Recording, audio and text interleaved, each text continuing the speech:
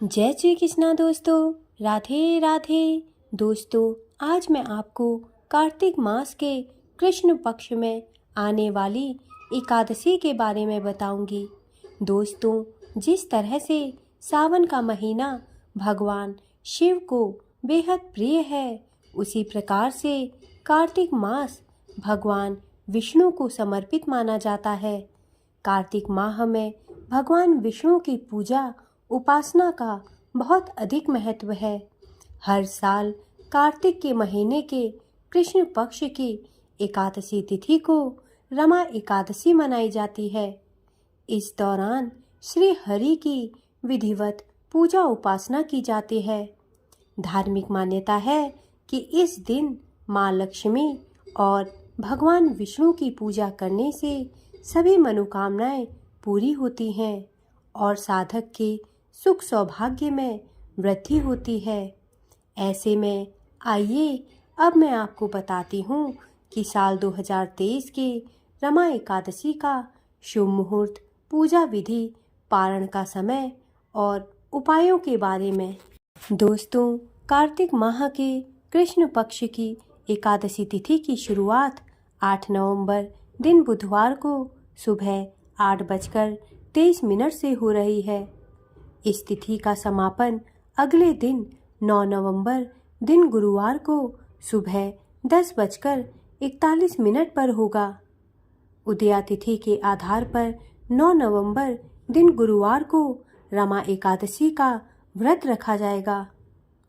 रमा एकादशी व्रत की पूजा का शुभ मुहूर्त सुबह 6:39 से लेकर सुबह 8 बजे तक रहेगा।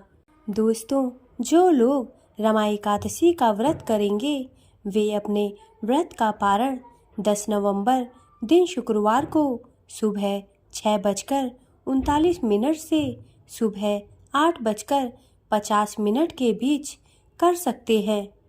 इस दिन द्वादशी तिथि दोपहर 12:35 पर समाप्त होगी। रमा एकादशी व्रत की पूजन विधि इस प्रकार है। जो लोग रमा एकादशी का व्रत करेंगे, वे एक दिन पहले यानी दशमी तिथि वाले दिन सूर्यास्त से पहले भोजन ग्रहण कर लें। इस दिन रात को भोजन ना करें, जिससे एकादशी वाले दिन आपके पेट में अन्न का एक भी अंश ना रहे। एकादशी के दिन सुबह जल्दी उठकर स्नान आदि से निवृत्त होने के बाद साफ स्वच्छ वस्त्र धारण करें। इसके बाद मंदिर में जाकर आचमन कर व्रत का संकल्प लें। अब सबसे पहले भगवान सूर्य को लाल रंग मिश्रित जल से अर्घ्य दें। इसके बाद पूजा गृह में एक चौकी पर लाल कपड़ा बिछाकर भगवान विष्णु और माता लक्ष्मी के चित्र को स्थापित करें। अब कलश स्थापित कर विधिवत भगवान विष्णु की पूजा करें। भगवान विष्णु को पीला रंग अति प्रिय है, अतः पीले रंग का फल, फूल, केसर मिश्रित खीर अर्पित करें। इस समय विष्णु चालीसा का पाठ और मंत्र जाप करें। इसके बाद रमा एकादशी व्रत की कथा पढ़ें अथवा सुनें। पूजा के अंत में आरती कर सुख समृद्धि और आय में वृद्धि हेतु कामना करें। दिन भर उपवास रखें तथा भगवान विष्णु के मंत्रों का जाप करते रहें। संध्या काल में आरती अर्चना कर फलाहार करें तथा रात्रि जागरण करें। अगले दिन सुबह जल्दी उठकर स्नान आदि से निवृत्त होने के बाद पूजा पाठ करें तथा ब्राह्मणों को भोजन कराएं व दान दक्षिणा दें। इसके बाद अपने व्रत का पारण करें। दोस्तों, कार्तिक माह में भगवान विष्णु की पूजा का विशेष महत्व है। ऐसे में कार्तिक माह की रमा एकादशी का व्रत समस्त पापों को नष्ट करने वाला माना जाता है। इससे ब्रह्म हत्या जैसे महापाप भी दूर होते हैं। सौभाग्यवती स्त्रियों के लिए यह व्रत सुख और सौभाग्यप्रद माना गया है। ये एकादशी दिवाली से पहले आती है। ऐसे में इस दिन व्रत करने से माता लक्ष्मी व्रती को ऐश्वर्य, कीर्ति, धन और समृद्धि से परिपूर्ण रहने का आशीर्वाद देती है। रमा एकादशी के दिन गीता का पाठ करने का खास महत्व बताया गया है।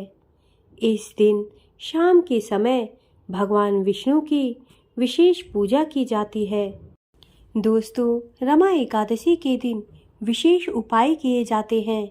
धार्मिक मान्यता है कि इन उपायों से माता लक्ष्मी सुख समृद्धि का आशीर्वाद देती हैं। रमा एकादशी के दिन तुलसी की मंजरी को तोड़कर घर की तिजोरी और पर्स में रख लें। मान्यता है कि इससे धन की तंगी दूर होती है और घर में बरकत आती है। रमा एकादशी के दिन तुलसी के पौधे में शालिग्राम को स्थापित करें और उनकी विधि विधान से पूजा करें।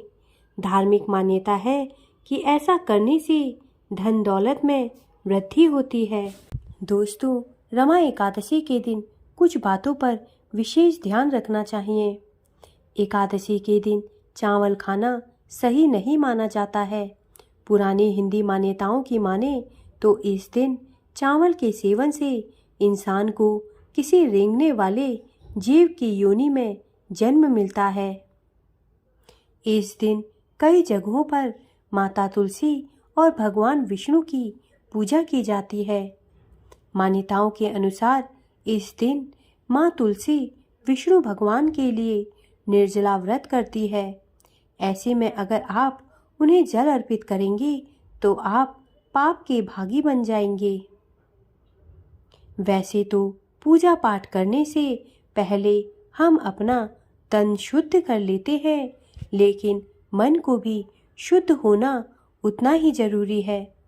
रमा एकादशी के दिन व्रत या पूजा के दौरान आपको अपना मन साफ रखकर सिर्फ भगवान विष्णु का स्मरण करना चाहिए। बुरे ख्याल, झूठे बोलने, बुरा बोलने से बचना चाहिए। रमा एकादशी व्रत की कथा इस प्रकार है। पौराणिक कथा के अनुसार एक बार धर्मराज युधिष्ठिर ने भगवान श्री कृष्ण से कहा कि हे भगवान, कार्तिक कृष्ण एकादशी का क्या नाम है, इसकी विधि क्या है, इसके करने से क्या फल मिलता है, सो आप विस्तार पूर्वक बताइए। भगवान श्री कृष्ण बोले कि कार्तिक कृष्ण पक्ष की एकादशी का नाम रमा है। यह बड़े बड़े पापों का नाश करने वाली है। इसका महात्म्य मैं तुमसे कहता हूँ, ध्यान पूर्वक सुनो। हे राजन, प्राचीन काल में मुचुकुंद नाम का एक राजा था।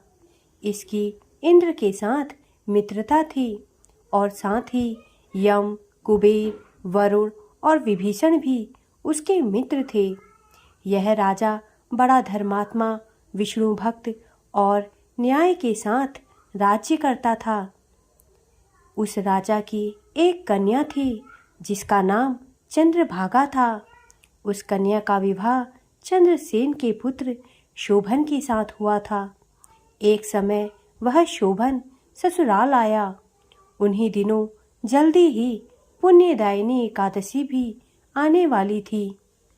जब व्रत का दिन समीप आ गया तो चंद्रभागा के मन में अत्यंत सोच उत्पन्न हुआ कि मेरे पति अत्यंत दुर्बल है और मेरे पति की आज्ञा अति कठोर है। दशमी को राजा ने ढोल बजवाकर सारे राज्य में यह घोषणा करवा दी कि एकादशी को भोजन नहीं करना चाहिए। ढोल की घोषणा सुनते ही शोभन को अत्यंत चिंता हुई और अपनी पत्नी से कहा कि हे प्रिय, अब क्या करना चाहिए? मैं किसी प्रकार भी भूख सहन नहीं कर सकूंगा। ऐसा उपाय बतलाओ कि जिससे मेरे प्राण बच सकें, अन्यथा मेरे प्राण अवश्य चले जाएंगे। चंद्रभागा कहने लगी कि हे स्वामी, मेरे पिता के राज में एकादशी के दिन कोई भी भोजन नहीं करता। हाथी, घोड़ा, ऊंट, बिल्ली, गौ आदि भी तृण, अन्न, जल आदि ग्रहण नहीं कर सकते, फिर मनुष्य का तो कहना ही क्या है।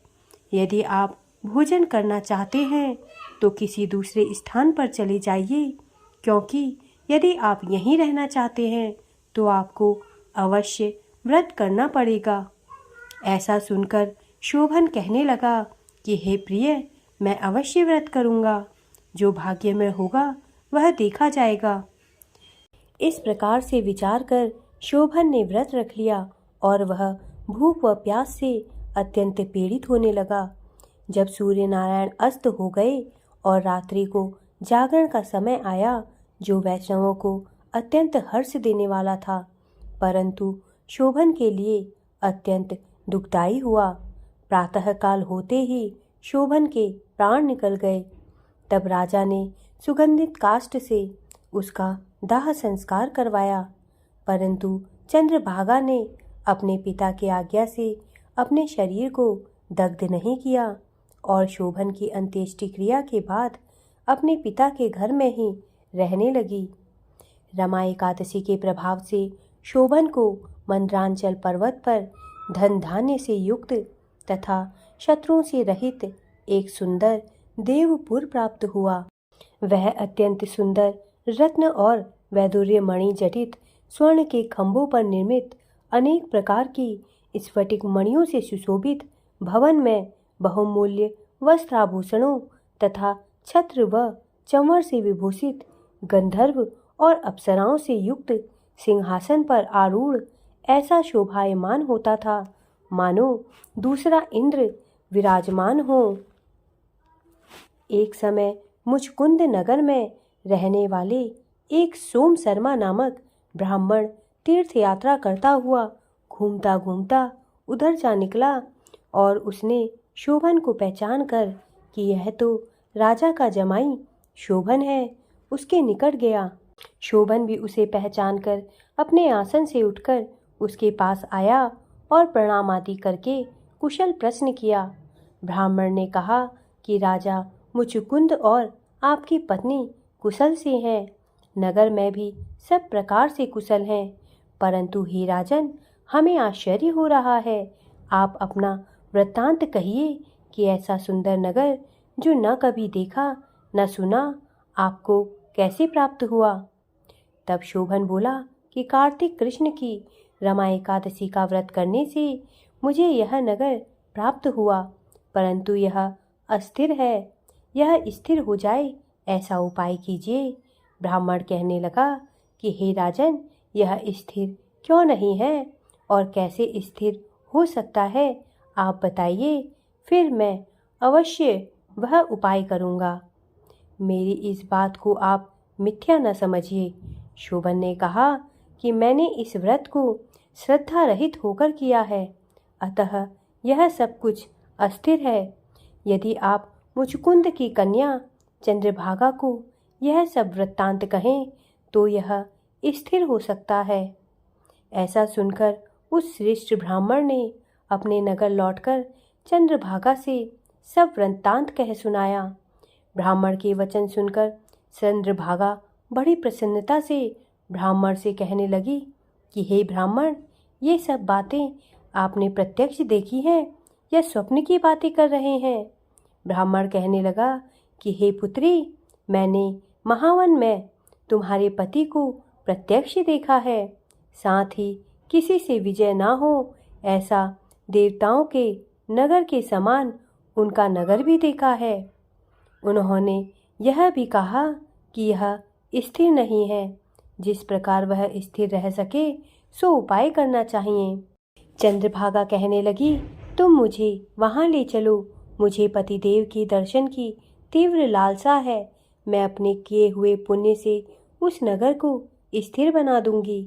आप ऐसा कार्य कीजिए जिससे उनका हमारा संयोग हो, क्योंकि वियोगी को मिला देना महान पुण्य है। सोम शर्मा यह बात सुनकर चंद्रभागा को लेकर मंदराचल पर्वत के समीप वामदेव ऋषि के आश्रम पर गया। वामदेव जी ने सारी बात सुनकर वेद मंत्रों के उच्चारण से चंद्रभागा का अभिषेक कर दिया। तब ऋषि के मंत्र के प्रभाव और एकादशी के व्रत से चंद्रभागा का शरीर दिव्य हो गया और वह दिव्य गति को प्राप्त हुई। इसके बाद बड़ी प्रसन्नता के साथ अपने पति के निकट गई। अपनी प्रिय पत्नी को आते देखकर शोभन अत्यंत प्रसन्न हुआ और उसे बुलाकर अपनी बाईं तरफ बिठा लिया। चंद्रभागा कहने लगी कि हे प्राणनाथ, आप मेरे पुण्य को ग्रहण कीजिए।